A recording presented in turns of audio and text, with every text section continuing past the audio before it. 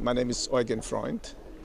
That is Eugene, but pronounced Eugen Freund, and I'm a member of the European Parliament. Is the UK, in your view, threatening Austria when it comes to Hinkley Point power station?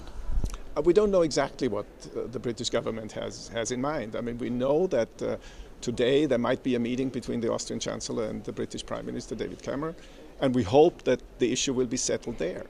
I don't think pressure by a friendly government is something that the European community would like to see. And certainly we won't like to see that. I mean, according to reports, one quote is that the UK will take every opportunity to sue or damage Austria if it pursues a legal action on Hinkley Point. Are you familiar with these kind of threats coming from the UK? Is it something that you believe is happening? Well, I find it rather peculiar that the British government would resort, if it indeed does, resort to this kind of language and pressure when nothing else will happen than an established court of justice, the European Court of Justice, will settle an issue. I would not be able to understand why the British government is rejecting or opposing a European court's decision. The British government see this project as vital, and I think a lot of jobs in the local areas see this as vitally important.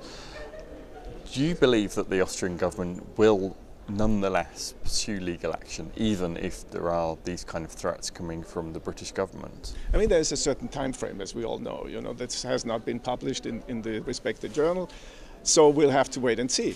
But the Austrian government has made clear that it will pursue that strategy because it has been a long-standing policy of Austria to reject nuclear power for good reasons. I mean, we all remember Chernobyl.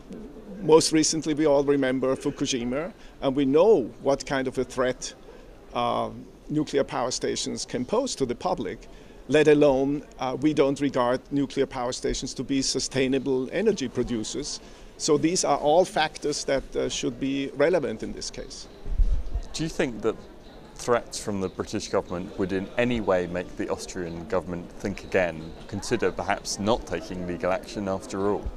I don't think that the Austrian government will back down in threats from any government. I don't think, as I said before, I don't think that threats by a friendly government in the European community is something that we would allow to even happen. You know, I mean, this is something that is completely out of line. Just a word to conclude about the timeline. We're expecting some kind of formal confirmation from the European Commission, and then there's a 2-month window. Do you think that Austria will, in any case, pursue this legal action, whatever the threats might be from the UK government?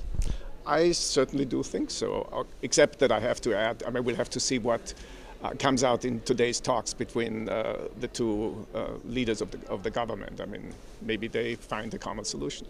But Austria will pursue that avenue. I'm certain of that. And I'm still surprised that the British government is arguing with jobs in that case, because there are so many more jobs in the so-called green industry.